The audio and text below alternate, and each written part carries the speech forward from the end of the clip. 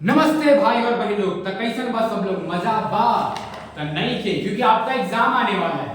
15 फरवरी से पहला एग्जाम है और पहला एग्जाम ही इंग्लिश का है। ज्यादा टेंशन होगा दिमाग में, बिल्कुल नहीं लेना है। दो तरह के स्टूडेंट्स आपको मिलेंगे। एक जिन डेट शीट आने के बाद देख के ये सोच रहे होंगे कि कैसे तैयारी करें, इतना हार्ड सिलेबस है, इतना ज्यादा पढ़ना है, क्या हम कर पाएंगे। और दूसरा ये होंगे कि डेट शीट को जब भी देखते होंगे उनका मोटिवेशन लेवल बढ़ जाता होगा कि बोर्ड एग्जाम होता होगा कुछ भी, हम तो बोर्ड एग्जामिनेशन में 95% लेकर आने ही वाले हैं। तो ये जो वीडियो है वो दोनों स्टूडेंट्स के लिए है, चाहे आप डेट शीट देखने के बाद मोटिवेशन आपके अंदर आ रहा हो चाहे नहीं आ रहा हो, कोई दिक्कत की बात नहीं है। हम आपको एक ऐसा स्ट्रैटेजी बताने वाले हैं, आपके लिए ऐसा मास्टर प्लान लेके आने वाले हैं जिनकी मदद से आप अपने बोर्ड एग्जामिनेशन में बहुत ही अच्छा स्कोर कर सकेंगे और क्या बोला जाता है, प्राउड फील भी कर सकेंगे और समाज में अपने जो इज्जत है उसको बढ़ा सकेंगे। कैसे? अभी 3 टाइप के स्टूडेंट्स होंगे।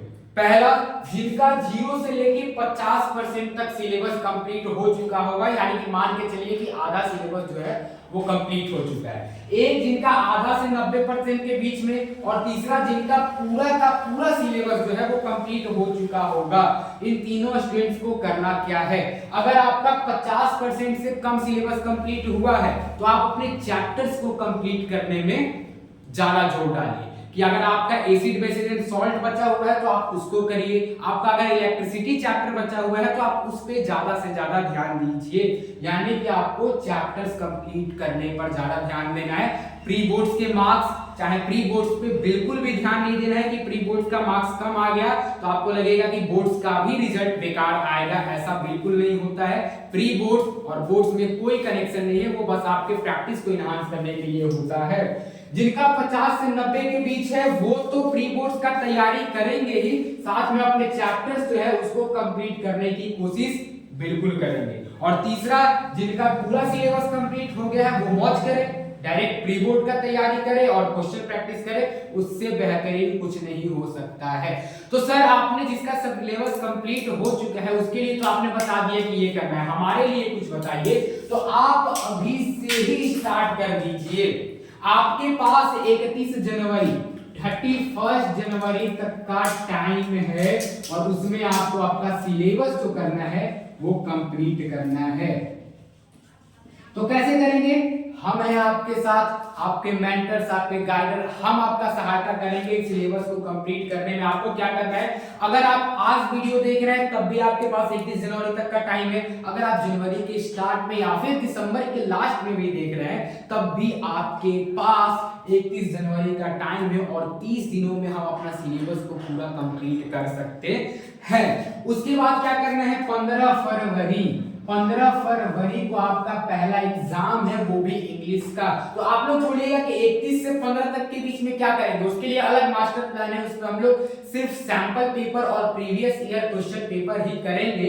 लेकिन सबसे पहले सिलेबस को कंप्लीट करना जरूरी है और जो कि हमें 31 जनवरी तक करना है। अब स्टेप बाय स्टेप हर एक सब्जेक्ट के लिए समझते हैं कि हमें हर एक सब्जेक्ट में क्या करना है, कैसे करना है, क्या हम आपको प्रोवाइड करेंगे और आपको क्या क्या मेहनत करना है। तो अब आपका नेक्स्ट स्टेप क्या होना चाहिए, तो आपको अपने चैप्टर्स को डिवाइड कर लेना है 3 पार्ट में। पहला पार्ट जिसमें आपको वो चैप्टर रखना है जो आपको पहले से बहुत अच्छी तरह से आता है, दूसरा जिसमें आपको वो चैप्टर नहीं आता है और तीसरा थोड़ा थोड़ा आता है। तो आपको पहली बात ये याद रखना है कि जो चैप्टर आपको आता है, आपको उस पर अच्छी कमांड है, उसको 1 महीना तक बिल्कुल भी नहीं पढ़ना है। ऐसा मेरे साथ एक बार हुआ था कि जो chemical reaction and equation, acid basis and salt और इलेक्ट्रिसिटी वाले जो चैप्टर्स थे वो मुझे बहुत अच्छे तरह से आते थे। तो मैं क्या करता था कि बार बार उसी चैप्टर को पढ़ता था और लगता था मुझे कि मैं तो बहुत तेज हूँ, मुझे सब आता है, और उसी में मेरा जो प्रिपरेशन है वो बेकार हो गया था थोड़ा सा, लेकिन मैंने मैनेज कर लिया था। तो आपको वो चीज नहीं करना है, यानी कि जो आपको चैप्टर आ रहा है उस पर बिल्कुल भी ध्यान नहीं देना, उसको 1 महीने के लिए छोड़ देना है। जो नहीं आता आप उसका लिस्ट बनाइए और उसको डे बाय डे करके इंप्रूवमेंट के जरिए उसको आप तैयारी करने की कोशिश करिए कि आज हमको ये चैप्टर पढ़ना है, आज इससे क्वेश्चन रिलेटेड लगाने हैं, और ऐसे करके आप जो आपको चैप्टर नहीं आ रहा है वो कर सकते हैं। और जो थोड़ा थोड़ा आता है उसको आप लास्ट के लिए लास्ट के 10-15 दिन के लिए आप छोड़ सकते हैं और उसमें आप उसका तैयारी कर सकते हैं, आपको ज्यादा कुछ करना नहीं है। बात करें सब्जेक्ट वाइज की तो पहला सब्जेक्ट है साइंस, और साइंस जो है वो हार्ड सब्जेक्ट माना जाता है। साइंस के एग्जाम के लेकर आपको सिर्फ 4 दिनों का गैप है और 4 दिनों में आपको 3 सब्जेक्ट को क्या करना है, रिवाइज करना है, फिजिक्स, केमिस्ट्री और बायोलॉजी। आसान है? बिल्कुल नहीं है, क्योंकि 4 दिन के गैप में आप उतना नहीं पढ़ सकते। तो आपको ये जो 30 दिनों का जो हमने बताया आपको कि 31 जनवरी तक आपको अपना सिलेबस कंप्लीट करना है, उसी के अंदर करना है। आपको करना क्या है कि वन शॉट एक स्टार्ट कर लेना है, अपना नोट्स ले लेना है और जो वन शॉट में बताया जा रहा है उसको अपने नोट्स से मिलाना है, उसको अपने से रिवाइज करते जाना है, पीवाईक्यू कर लेना है, सैंपल पेपर कर लेना है। सिर्फ 31 जनवरी से पहले सिर्फ एक सैंपल पेपर करना है और तैयारी बिल्कुल ही बेहतरीन हो जाएगी। नोट्स की बात करें, अगर आपने अभी तक नोट्स नहीं बनाया तो आप हमारे टेलीग्राम चैनल जो है वो ज्वाइन कर सकते हैं, या फिर आपको डिस्क्रिप्शन बॉक्स में इंडिया का बेस्ट नोट्स बाय प्रशांत किरण मिल जाएगा। उसमें आपको इंपॉर्टेंट टॉपिक्स भी है, इंपॉर्टेंट क्वेश्चन भी है, पीवाईक्यू ढेर सारे हैं और हर एक चीज का एक्सप्लेनेशन डायग्राम के द्वारा दिया गया है। इंडिया का बेस्ट नोट, समझ रहे हैं आप, वो आपको डिस्क्रिप्शन बॉक्स में मिल जाएगा। और ऐसा नहीं कि 30-40 पेज का नोट्स रहेगा, सिर्फ शॉर्ट नोट्स रहेगा। 10-12 पेज में एक चैप्टर जो होगा वो खत्म हो जाएगा, और वो भी प्रशांत भैया के नोट्स के द्वारा। तो नोट्स का टेंशन नहीं ले रहे हैं, आप डिस्क्रिप्शन बॉक्स में जाके देख सकते हैं। सोशल साइंस के लिए भी आपके पास 4 दिन का ही गैप मिला हुआ है।